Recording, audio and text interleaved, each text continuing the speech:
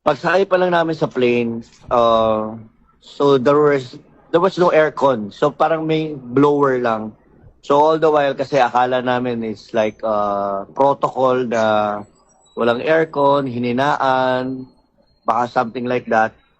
So wala, nobody's complaining, but yung matagal kami mag-take off, there are few passengers na nagpapaypay na.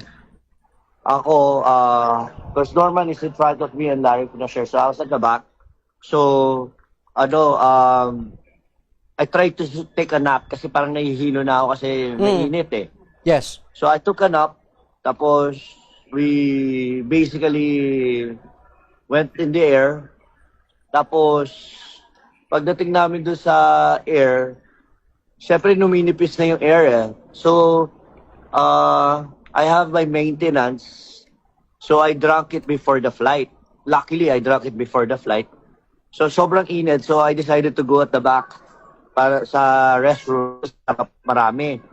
So I washed my face and everything. So when I go to sa back, sobrang dami ng nakapikit, nainitan na, nagpapaypay na, lahat. Then, pagdating na doon sa back, may baby na umiiyak, na nag-start. Tapos mga elderlies also, wala na ring, alam mo yung iba, nagsando na. You know, you're like watching a movie. You watch a movie, I forgot, you know, what kind of movie is that? Na tipong parang biglang naubusan ng aircon, something. So talagang init. So yun, nag-wash ako ng face and everything.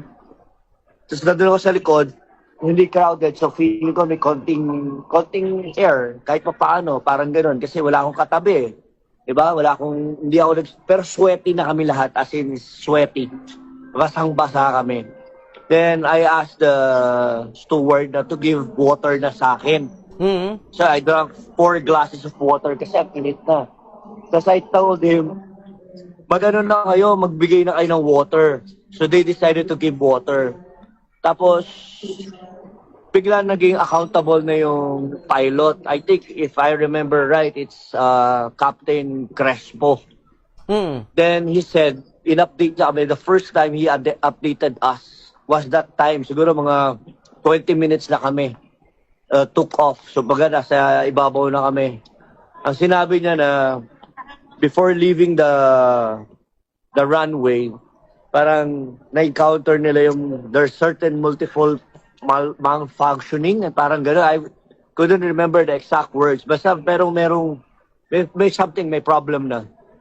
Then, dinesisyonan daw niya kasi ang decision daw, it's either he turned back, balik siya, or i-direction niya, i-fly niya, papunta Iloilo or Cebu. Parang gano'n. So he decided to fly the plane all the way to nearest landing area. Parang gano'n yung sinasabi niya. So sabi namin, parang, okay, wala na tayong magagawa, nandiyan eh. Pero when we went back, talagang sobrang init na. There's baby already na nag-turn ng color blue already. Good thing there's a doctor, there's a nurse, tumulong. So 2 baby yun, may mga batang maliliit na talagang umiiyak na cannot breathe. Hirap na talaga. Tapos pag nakita mo yung yung window, kasi nasa window side ako eh.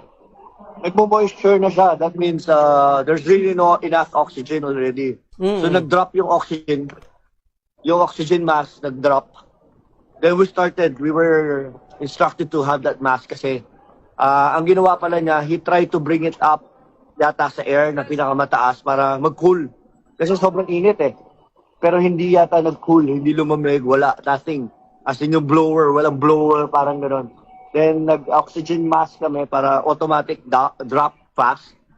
Pagbilis, pag-drop namin, para yung pressure hindi maapektuhan yung passengers.